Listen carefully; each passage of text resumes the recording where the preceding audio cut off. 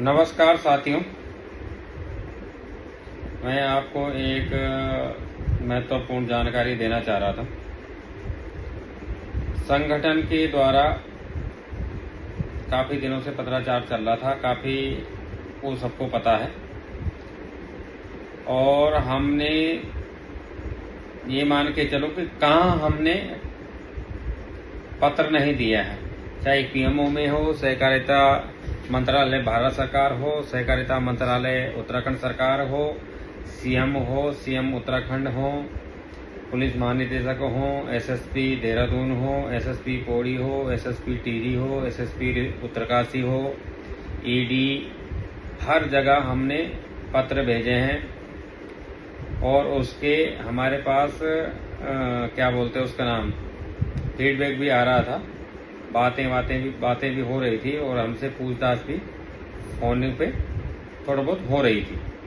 उसके अलावा मैंने आपको कल बताया था कि पुलिस ने भी अपने कल फेसबुक पेज में जानकारी दी थी और बताया था कि भाई इसमें हम तेजी से जांच करने वाले हैं, कर रहे हैं। ये तो सारी बातें ये हुई। तो हमको काफ़ी टाइम लगा एविडेंस इकट्ठा करने में, पत्राचार करने में भी टाइम लगा हमको।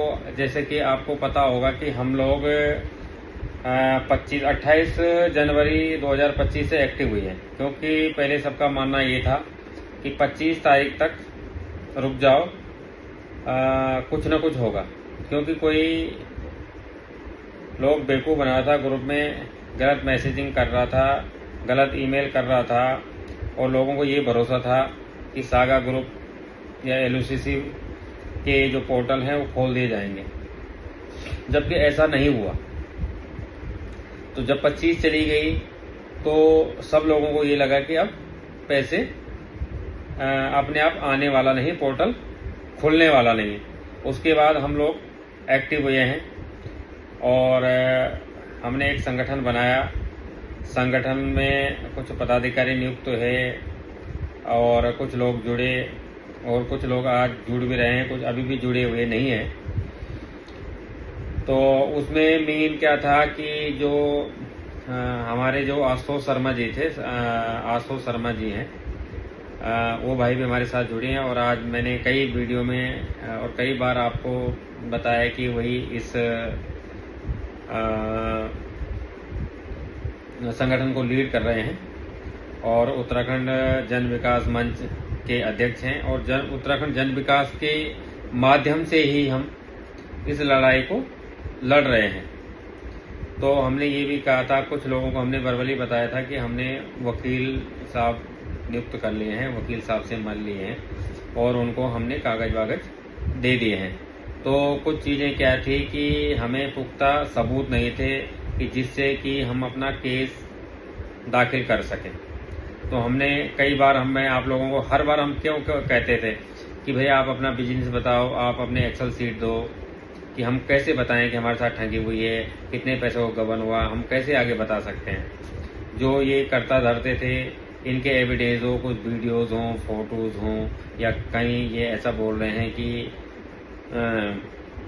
एलओसीसी से संबंधित हैं, तो वो चीज़ें काफ़ी दिनों बाद धीरे धीरे तो लोगों ने देना चालू किया। शुरू में तो लोग देना भी नहीं चाह रहे थे, या उनके पास नहीं रहा होगा, वो तो मैं कह नहीं सकता, पर काफ़ी हम लोगों ने छानबीन करके, लोगों से रिक्वेस्ट करके फिर वो चीज़ें हमारे पास आई। तो हमने फिर कागज़ वागज इकट्ठे करके नैनीताल में वकील साहब को दिए, और फाइनली संगठन द्वारा हाई कोर्ट में एलओसीसी सोसाइटी के खिलाफ केस दर्ज हो गया है, और मुझे लग रहा है कि बहुत जल्दी उसकी सुनवाई भी हो जाएगी। तो अब हमें ज़्यादा इधर उधर परेशान होने की ज़रूरत नहीं है।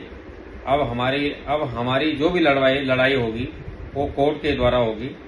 हम हाई कोर्ट में हमने डाल दिया है, और वह वहाँ से नहीं निकलता तो हम सुप्रीम कोर्ट तक भी जाएंगे, पर हमें वहाँ तक जाने की ज़रूरत नहीं पड़ेगी। शायद हमारा काम यहीं से हो जाएगा, हाई कोर्ट से हो जाएगा। और हाई कोर्ट के साथ साथ जांच एजेंसियां स्वतः उन्होंने संज्ञान लेके संज्ञान लेके अपना काम चालू कर दिया है।